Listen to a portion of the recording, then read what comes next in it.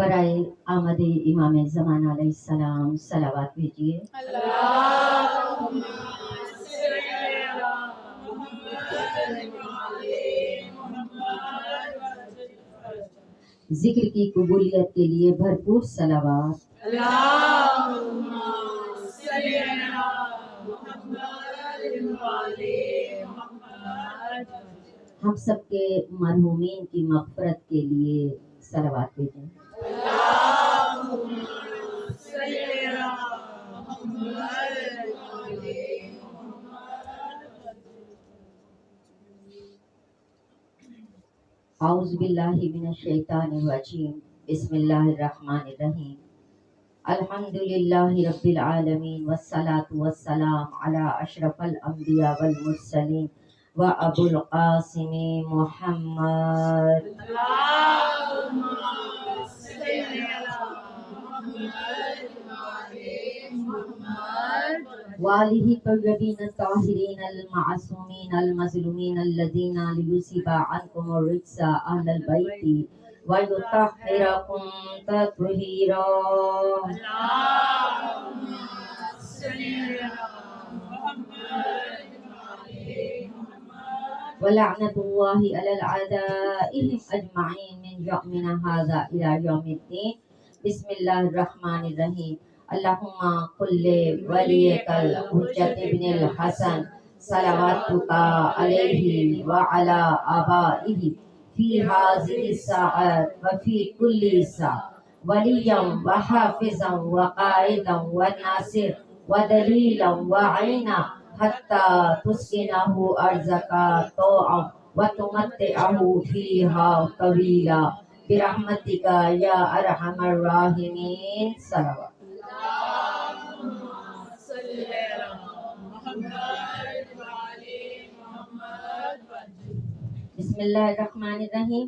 بحق ناد علی مظہر العجائب تجدہ عونا لک فی النوائب کل ہم و غم سینجلی بعظمتک یا اللہ یا اللہ یا اللہ بنبوتک یا محمد صلی اللہ علیہ وآلہ وسلم بولایتک یا علی یا علی یا علی ادرکنی فی سبیل اللہ۔ صلوات۔ اللہم صلی علی محمد وعلی محمد۔ آغاز کرتی ہوں پاک پروردگار کے نام سے جو ہم سب کا خالق اور مالک ہے۔ میرا وہ پاک پروردگار کہ جس کے قبضہ قدرت میں ہماری جان ہے، میرا مالک جو ہمیں بے انتہا نعمتوں سے نوازتا سبحان ہے، اللہ۔ میرا وہ پروردگار جو ہمارے گناہوں کی بخشش فرماتا ہے، سبحان اللہ۔ میرا وہ پروردگار کہ جب بھی ہم اس کی طرف پلٹ کر جاتے ہیں وہ ہمیں گلے سے لگا لیتا سبحان ہے۔ اللہ۔ میرا وہ مالک جو اس طرح سے معاف کرتا ہے کہ معافی دینے کے بعد یہ پوچھتا بھی نہیں ہے کہ دوبارہ تو نہیں کرو گے۔ کیا بات ہے، سبحان میرا وہ اللہ۔ مالک ہم سے انتہائی محبت کرتا ہے، بے شک، لیکن محبت کا جواب بھی محبت ہونا چاہیے۔ بے شک۔ فار گرانٹیڈ نہیں لینا چاہیے کہ پروردگار بس آپ کا تو کام ہے تو ہمیں دیتا رہے اور ہم لیتے رہیں اور ہم مانے یا نہ مانے پھر بھی تو ہمیں دیتا رہے۔ وہ پروردگار، اس کی ہستی دیکھیں، اس کی اوقات دیکھیں، اس کی منزل دیکھیں، سبحان اس کا اللہ۔ مقام دیکھیں، وہ میرا پاک پروردگار ہے سبحان اور اللہ۔ وہ ہمارے لیے ہدایت کے رستے دکھاتا ہے، واہ۔ ہمیں دکھاتا ہے، بتاتا ہے اور رہنمائی کرتا ہے۔ اور سب سے بڑی بات یہ، اگر کوئی بڑی ہستی ہم سے گفتگو کرے تو ہم خوش ہوتے ہیں اور بتاتے ہیں کہ اس نے اتنی دیر ہم سے بے بات شک، کی تھی بالکل ایسے۔ اور اس نے اتنی باتیں ہم سے کی تھی اور ہم دہراتے ہیں کہ وہ یہ باتیں کرتا ہے۔ صحیح۔ تو دیکھیے وہ پروردگار بھی ہم سے کلام کرتا ہے، سبحان اللہ۔ اس نے بھی ہم سے گفتگو کی ہے، اس نے ہم سے کلام کیا ہے۔ ہم ایک دوسرے کے ساتھ گفتگو کرتے ہوئے یہ کیوں نہیں کہتے کہ ہاں اللہ نے تو یہ کہا تھا، اللہ کا تو یہ فرمان ہے۔ صحیح۔ جس طرح اگر کوئی تھک جائے، ہم لوگ جب پڑھا کرتے تھے آپس میں تو ہم لوگوں نے ذہن میں یہ رکھا ہوا تھا کہ قرآنی آیات میں سے کچھ الفاظ لے کر جو آسان فہم ہوتے تھے ہم ایک دوسرے کو وہ بولا کریں گے۔ واہ۔ ایک تو قرآن پڑھنے کا بھی ثواب ہو جائے گا کہ سبحان قرآن اللہ۔ کے الفاظ ادا کریں گے اور ایک ایک حرف پہ 10 نیکیاں ملتی ہیں، اور اس کے ساتھ ساتھ ہمیں یاد بھی ہو جائے گا اور ایک دوسرے کو ہم پہنچایا بھی کریں گے۔ تو ایک جگہ پر قرآن پاک میں آیت میں لفظ آیا جس کا مطلب تھا ولا تہینو، اور نہ تم تھکو، ولا تحزنو، اور نہ ہی تم غمگین ہو جاؤ. بے شک. تو جب بھی کوئی پریشان حال ہوتی تو ہم فوراً اس کو کہتے ولا تہینو ولا تحزنو. واہ کیا بات ہے. تو نہ تم تھکو اور نہ ہی تم غمگین ہو جاؤ، کیونکہ وہ پروردگار ہے. تو اگر اس کے الفاظ کو ہم دہراتے ہیں اور زبان زد عام یہ چیزیں ہو جاتی ہیں، باقی باتیں بھی تو ہو جاتی ہیں نا، باقی باتیں بھی تو ہم کر لیتے ہیں، بڑے آرام سے کہہ دیتے ہیں پارٹی ہو رہی ہے، وہ چیزیں بھی تو ہم کرتے ہی ہیں، یہ باتیں بھی تو منہ سے نکالتے ہیں. تو ایسے الفاظ کیوں نہ نکالیں کہ جن سے ہمیں ثواب بھی ملتا ہے، جن سے ہمیں نیکیاں بھی ملتی ہیں. سبحان اللہ. کیونکہ ثواب ان چیزوں کا ملتا ہے جو ہمارے کردار میں آتی ہیں. سیاہ لباس پہن لیا اور بیٹھ گئے، آ گئے، سنا اور وقت گزار کے چلے گئے کہ ہمیں ثواب ملے گا. تو ثواب کسے کہتے ہیں؟ ثواب تو وہ ہے جو کردار میں تبدیلی لے آئے. ایسا کام کیوں نہ کریں کہ جس سے ہمارا کردار تبدیل ہو جائے. تو وہ میرا پاک پروردگار ہے جو ہمیں یہ سب بتاتا ہے. اسی طرح کوئی مشکل میں ہو، کوئی پریشان ہو اور اس کے اوپر مصیبت آئی ہوئی ہو تو کیوں نہ اس کو کہیں ان اللہ مع الصابرین، بے شک اللہ ہے صبر کرنے والوں. اور اگر کوئی بے جرم اسیر ہو جائے تو اس کے لیے خود بھی دعا کریں اور یہی استقامت کی دعا مانگے کہ پروردگار انہیں استقامت عطا فرمائے اور بے جرم اسیروں کو رہائی کی خبر دے. اور ہم جس اسیر کی مجلس کے لیے اکٹھے ہوئے ہیں اس کے صدقے میں ہم دعا کرتے ہیں کہ پروردگار ہمارے وطن میں جو پریشانی ہو رہی ہے، جتنی بھی مشکلات ہیں اور اسیر بنایا جا رہا ہے میرے مالک، تو ان اسیروں کو رہائی کی خبر. اس اسیر کے صدقے میں میرے پاک پروردگار جو بھی بے جرم ہیں ان کو پروردگار تو رہائی عطا فرما، اور جو مشکل میں گرفتار ہیں ان کی مشکلات کو حل کر دے، اور اس یزیدی دور کا خاتمہ فرما کہ جس میں کسی کے انسانی حقوق تک نہیں رہ گئے. میرے پاک پروردگار تو رحم فرما، تو ہمارے وطن کی خیر فرما اور واقعی میں اس کو آزاد فرما. صلوات.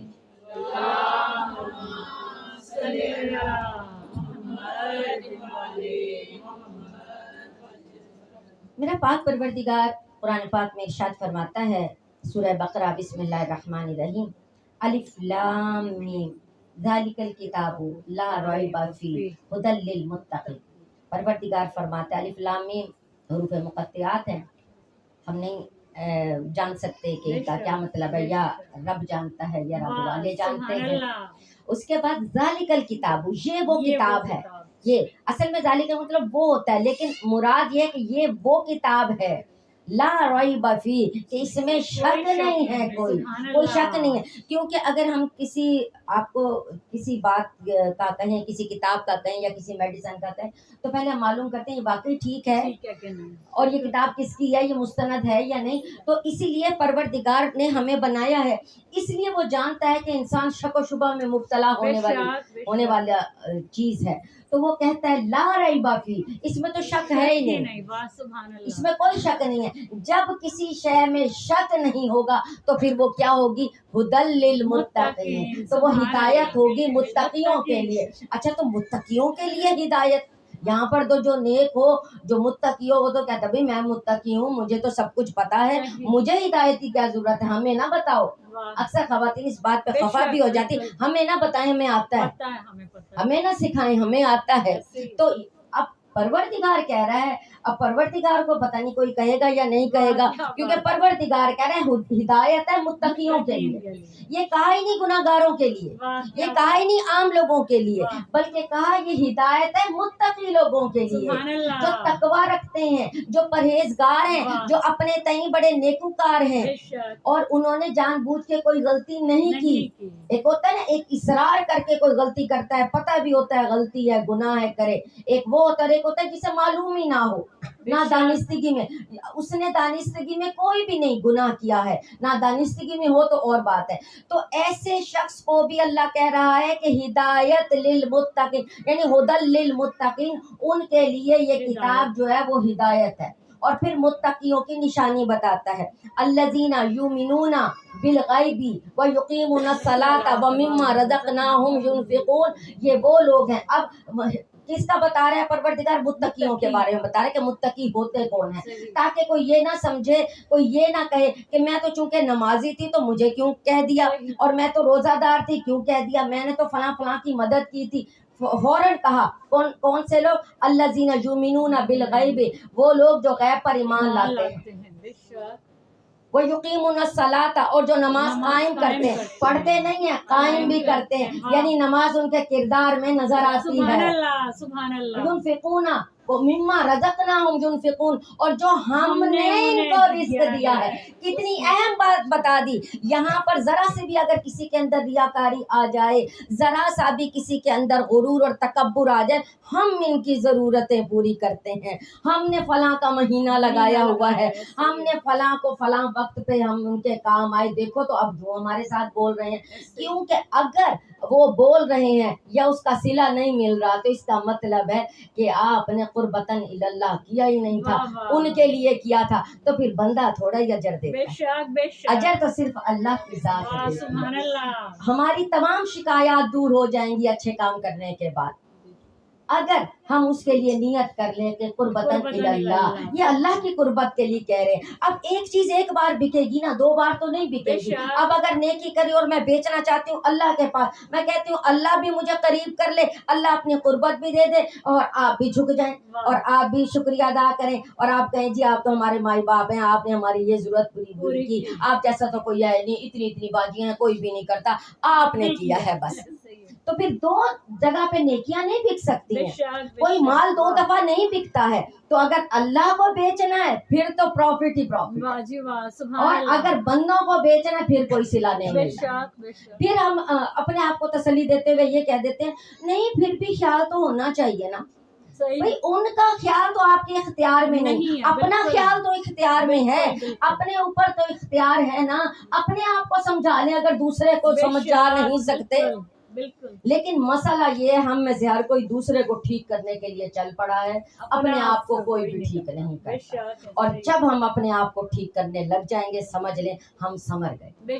اس کے بعد پروردگار کہتا ہے والذین، اور وہ لوگ ہیں، پروردگار نے پہلے متقیوں کے بارے میں بتایا کہ متقی کون کون سے ہیں، وہ جو غیب پر ایمان لاتے ہیں، اور اس کے بعد کیا کرتے ہیں؟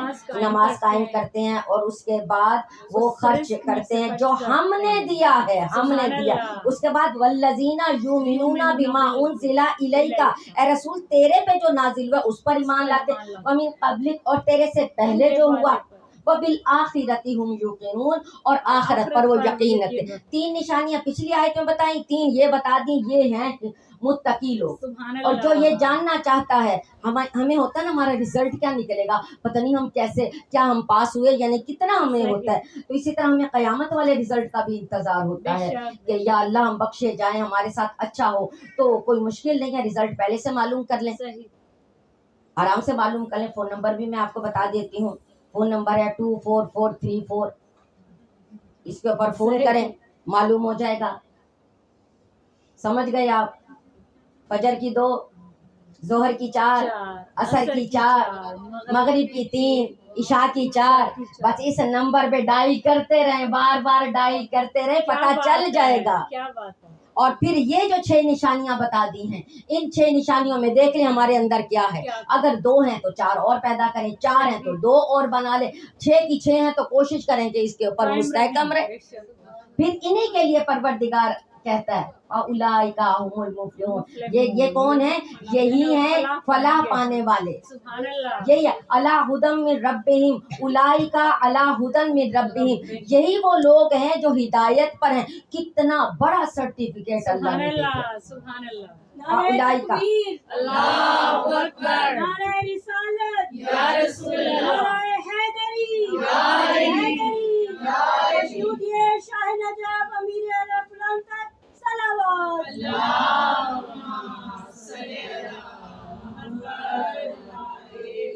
بس پروردگار نے کہہ دیا کہ یہی تو ہیں جو ہدایت پر ہیں، جنہیں اللہ ہدایت پہ کہہ دے، یہ ہوتے ہیں صاحب ایمان، یہ ہیں مومنین، یہ ہیں نشانیاں مومنوں کی۔ सुभान अल्लाह। अब अगर ये निशानियां हैं तो खुद को मोमिन कहलवाएं, वगरना ये नहीं होता कि जिसने लिबास पहना हुआ हो स्याह तो हम कहें ये भी मोमिन है, ये भी मोमिन है। ये हमारा हुस्न ज़न हो सकता है, लेकिन उससे नुकसान ये होता है कि हम सही मोमिन बनने की कोशिशों को छोड़ दें। बेशक बेशक। तो परवरदिगार हमें ऐसा मोमिन बनाए जैसा वो चाहता है। और हमेशा कहता है ना कि ये हिदायत है मुत्तकियों के लिए, जिनके अंदर ये सारी निशानियां हैं, जो मोमिनीन हैं, जो मुत्तकीन हैं, वो सारे ये निशानियां अपना ले, और फिर हम कह सकेंगे कि हमारे मौला अली हैं, क्योंकि वो तो इमामुल मुत्तकीन हैं, अमीरुल मोमिनीन हैं। अगर हम चाहते हैं, हम समझते हैं कि वो हमारे अमीर हैं, तो हमें मोमिन होना पड़ेगा, और अगर हम चाहते हैं कि वो हमारे इमाम हो तो हमें मुत्तकी होना पड़ेगा। बाकियों के साथ क्या ताल्लुक उनका? सलवात कीजिएगा।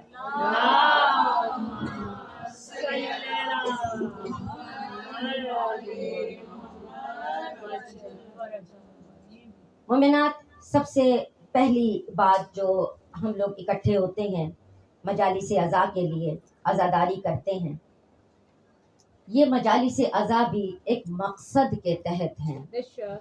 ये एक तहरीक है, और तहरीक का मतलब होता है हरकत। जहाँ हरकत बेदार हो जाए उसे तहरीक कहते हैं। अब सोचिए, अगर किसी के अंदर इस अज़ादारी से तहरीक ना उभरे, हरकत करने को उसका दिल ना चाहे, तो फिर ये अज़ादारी मकबूल नहीं होगी। अब सोचने की बात यह है कि कैसी हरकत चाहिए, कैसी तहरीक चाहिए। हरकत कैसी होनी चाहिए? हरकत ऐसी होनी चाहिए जो इस तहरीक के शुरू करने वालों ने की थी। क्या किया था उन्होंने? और वो थे कौन जिन्होंने इस अज़ादारी की तहरीक को शुरू किया? सबसे पहले तो जहन में एक बात रख लीजिए, काम सारे तकरीबन जो शुरू किए जाते हैं आबा व अजदाद से आ रहे होते हैं, और हमारे उलमाए कराम वगैरह उन सब से हम तक पहुंचे होते हैं, काम सारे बहुत अच्छे होते हैं, लेकिन उनका अच्छा बरकरार रहना, बामकसद रहना असल बात होती है। और शैतान का पहला काम तो ये होता है कि उनसे रोकता है। दूसरा काम, जब वो रोक नहीं ना सकता तो फिर वो क्या करता है, उसमें खलल डालने की कोशिश करता है, और उसकी जो तहरीक होती है उसको सुस्त करने की कोशिश करता है, और उसको बेमकसद करने की कोशिश करता है। 1400 साल से ये अज़ादारी जारी है, तहरीक है, और जब वो इसको रोक नहीं ना सका तो उसने तहरीक को रस्म रिवाज बना दिया। तहरीक नहीं रहने दी, बल्कि क्या किया, उसने उस हरकत को सुस्त कर दिया और उस हरकत को रस्म की तरफ कर लिया। भाई हमारे यहाँ ये होता है, हमारे यहाँ खीर बनती है, हमारे यहाँ यहाँ तक यूँ बैठते हैं, हमारे यहाँ ये चढ़ाया जाता है, ये किया जाता है। वो जो असल चीज थी कि जिससे हम लश्करे इमाम बनाते थे, हमारी माओ की कोख में सिपाही पैदा होते थे, इमाम मेहदी आखिरुज़्ज़मां के।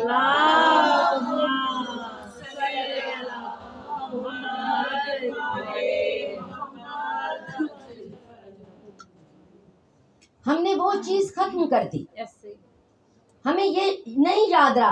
कभी ऐसा नहीं होता था। मैं उन माओं को सलाम पेश करती हूँ जो अपने छोटे छोटे बच्चों को लेकर बैठी होती हैं। हमारी असातिज़ा हमें कहा करती थी, तब हम सोचते थे कि हैं वाकई ऐसा होता है, लेकिन वाकई तजुर्बे ने बताया कि बिल्कुल दुरुस्त फरमाती थी। उस वक्त तो हम एहतराम में मान लेते थे कि हाँ जो ये कह रही हैं ठीक है। दरअसल वो ये कहती थी कि जब शिकम मादर में बच्चा होता है तो वो होने वाला नहीं होता, वो हो चुका होता है, और उस वक्त भी जो कुछ सुन रही होती है माँ, कर रही होती है माँ, उसका असर बच्चे पर होता है। क्यों कहा गया है कि माएँ अच्छी होनी चाहिए? क्योंकि तरबियत उन्होंने करनी है। अगर माएँ तरबियत याफ्ता नहीं होंगी तो बच्चों की तरबियत कौन करेगा?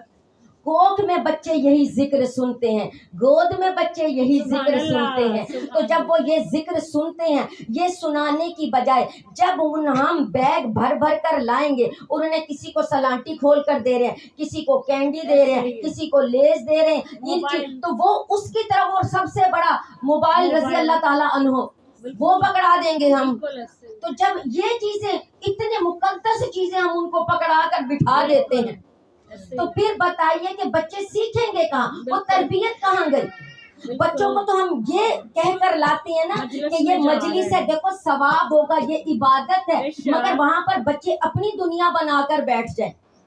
اور جو مائیں اکثر یہ بھی کہہ دیتی ہیں کہ ہمیں تنگ نہ کرنا، ہم نماز ادا کر رہے ہیں، ادھر ہو جاؤ، میں ذرا آرام سے نماز ادا کر لوں. نہیں، بچوں کے ساتھ ہی نماز ادا کریں. بچے بے شک آگے آئیں، وہ سجدہ گاہ اٹھائیں، وہ پیچھے آئیں، وہ پاؤں پکڑیں، وہ ٹانگ پکڑیں، کوئی فرق نہیں پڑتا. اللہ تعالیٰ آپ کو بھی اور ہمیں بار بار لے کر جائے جب ہم وہاں پر حرم میں با جماعت نماز ادا کرتے، چاہے مکہ مدینہ ہو، چاہے آپ ایران عراق جائیں، وہاں پر ماؤں نے بچوں کو اٹھایا ہوا ہوتا ہے اور اس کے ساتھ وہ نماز ادا کرتی ہیں. اور بچے اتنے عادی ہیں، چھوٹے چھوٹے سے بچے، انہیں پتہ ہے اب اماں سجدے میں جانے لگی ہے، یوں بالکل کینچی ماریں گے، وہ اپنے ہاتھ کی یوں پیچھے کریں گے، ٹانگوں کو پیچھے کریں گے، ماں سجدے میں جا رہی ہے، بچہ چپکا ہوا ہے، اسے عادت ہے.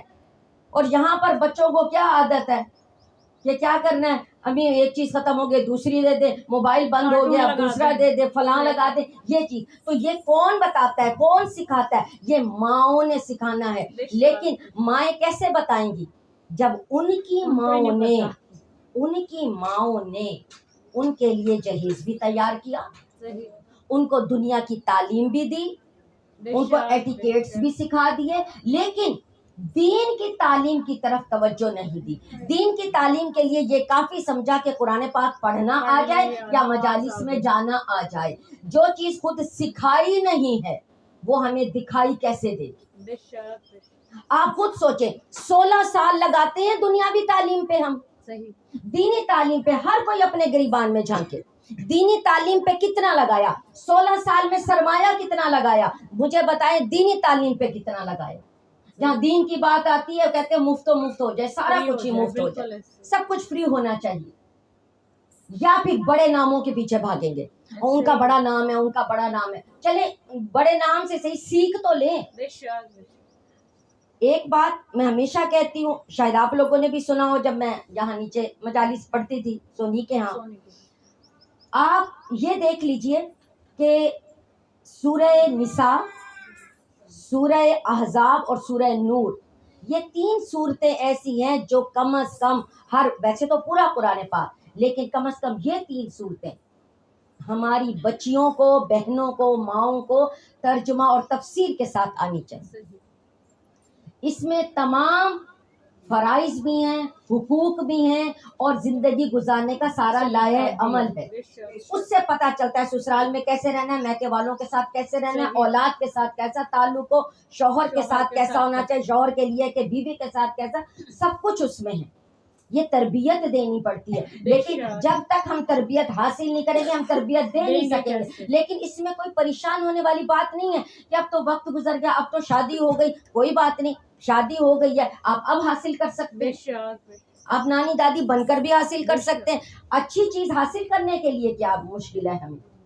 اب دیکھ لیجئے کہ پاک پروردگار نے ہمیں جو وسیلے عطا کیے ہیں، انہوں نے کیا کیا تھا؟ انہوں نے ساری زندگی سکھایا ہے، ساری زندگی سکھائی. یہ جو آپ کو کربلا میں نظر آتا ہے کہ چھوٹا بچہ بھی جا رہا ہے، بوڑھا شخص بھی جا رہا ہے، جوان بھی جا رہا ہے، کم سن بھی جا رہا ہے، یہ سب کے سب کیسے گئے تھے؟ یہ ان کی ماؤں کی تربیت تھی.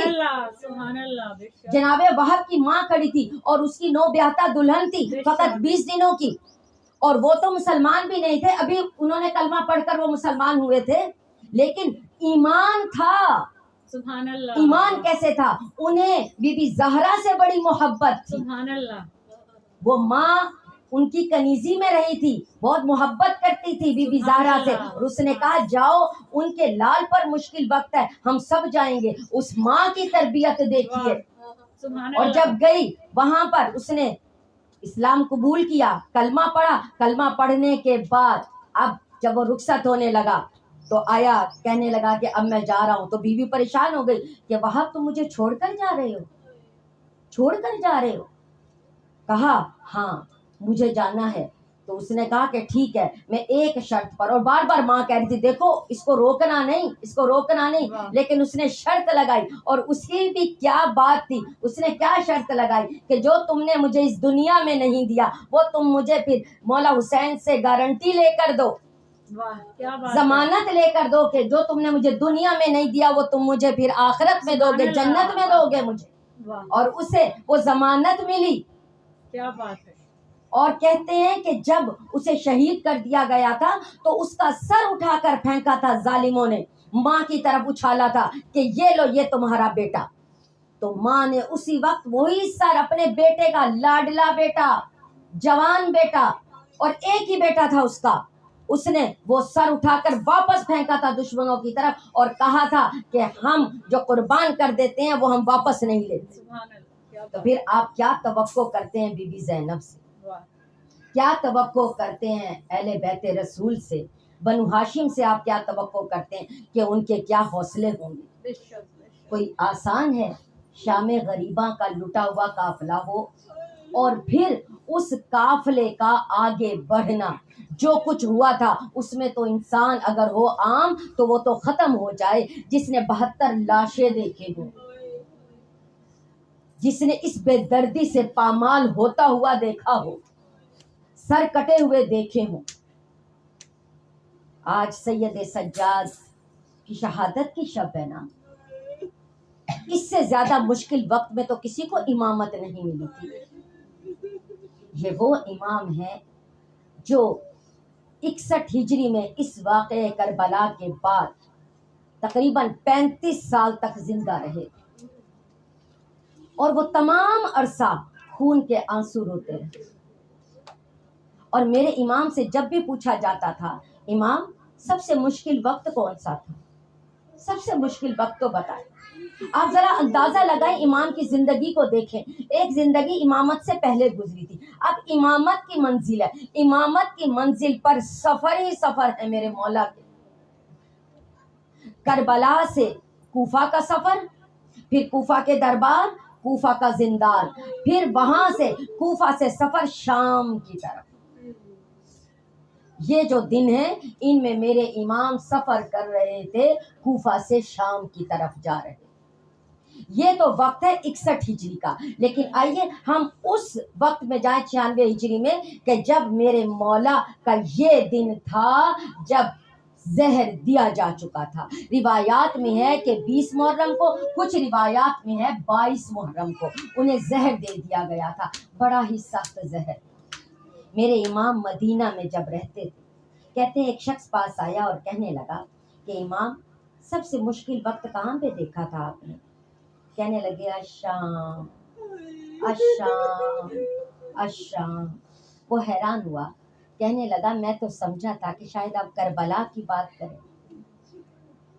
कहा नहीं, शाम में हम पर ऐसी ऐसी मुसीबतें हुई कि जो हमने करबला से लेकर कूफा तक नहीं देखी थी, कूफा से लेकर शाम तक नहीं, लेकिन जब हम शाम में आए तो ये मुसीबतें इतनी ज्यादा थी हम पर। कहा मौला वो कौन सी मुसीबतें थी। आप सुनते हैं ना कि मौला बार बार कहते हैं शाम शाम शाम, 3 बार कहते हैं शाम। क्यों? किसी ने जब पूछा था तो उसका उन्होंने नतीजा ये निकाला कि बाजारे शाम, दरबारे शाम, जिंदाने शाम, इसलिए 3 बार कहा करते थे कि शाम शाम और शाम।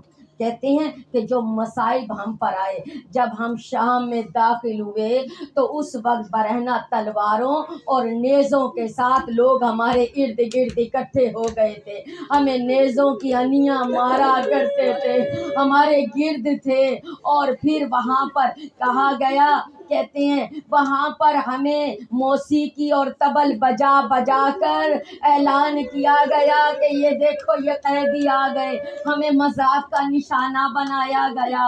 और दूसरी मुसीबत क्या थी, शोहदा के सरों को बीबी के कदमों के पास लेकर आते थे, जबकि बीबी उम्मे कुलसूम ने कहा था, इल्तजा की थी, ऐ शिमर इन सरों को हमसे दूर रख, क्योंकि जब सर साफ ساتھ ہوتے ہیں، لوگ سروں کی طرف دیکھتے ہیں، پھر ان کی نگاہ ہم پہ پڑتی ہے۔ یہ کہنے کے بعد شمر نے جب یہ سن لیا تو مزید بیویوں کے قریب لے کر سر آ گئے۔ تو مولا سجاد کہتے ہیں شہداء کے سروں کو بیویوں کے پاس لایا جاتا تھا اور وہ اپنے سامنے ان شہیدوں کے سر دیکھتی تھی۔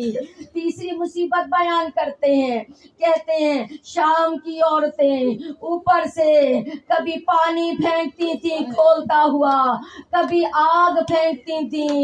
ایک بار کسی نے آگ پھینکی، میرے امامے پہ وہ آگ گری، ہاتھ میرے بندھے ہوئے تھے، میں وہ آگ ہٹا نہیں سکا، میرا امامہ بھی جل گیا اور میرے سر تک آگ پہنچی۔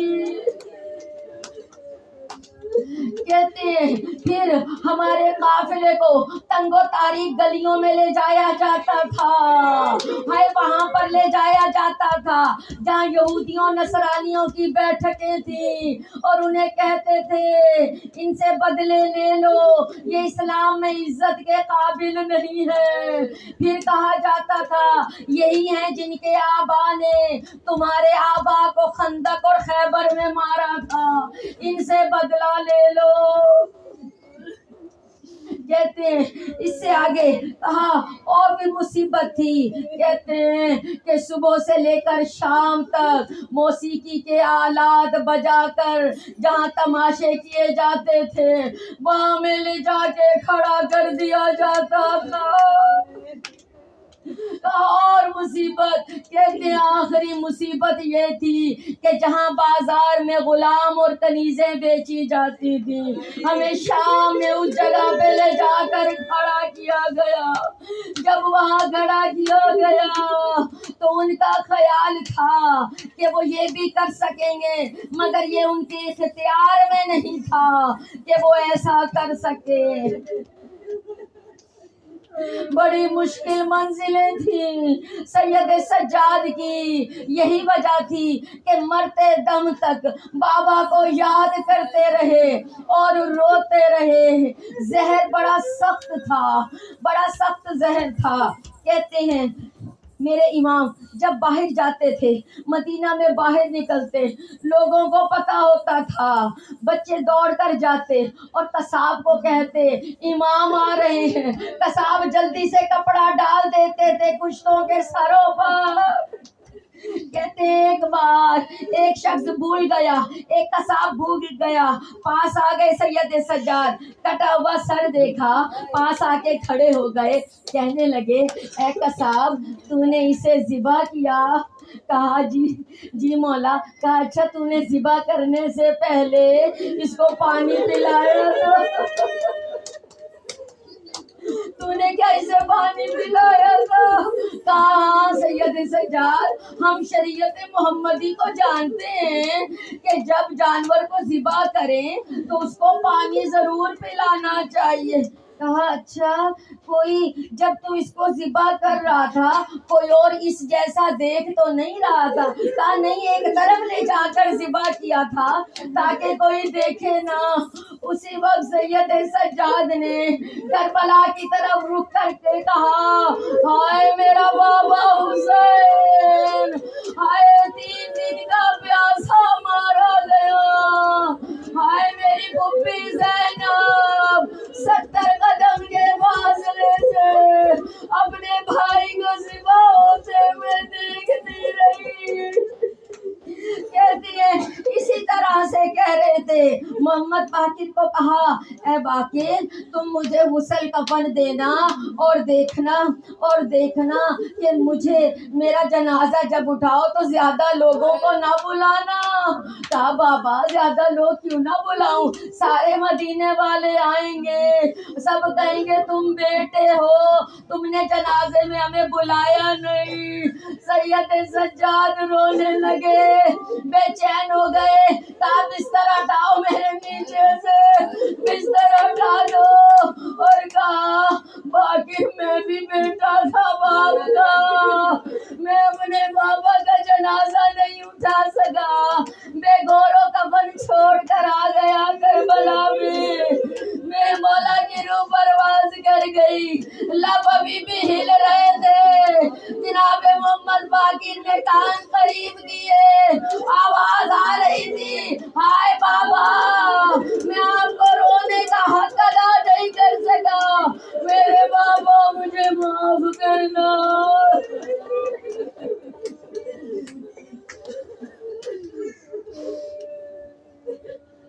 لعنت اللہ علی القوم الظالمین، لعنت اللہ علی القوم الفاسقین، لعنت اللہ علی القوم الکاذبین۔ السلام علی ابا عبداللہ الحسین، السلام علی علی ابن الحسین، السلام علی اولاد الحسین، السلام علی اصحاب الحسین۔ صلوات صلی اللہ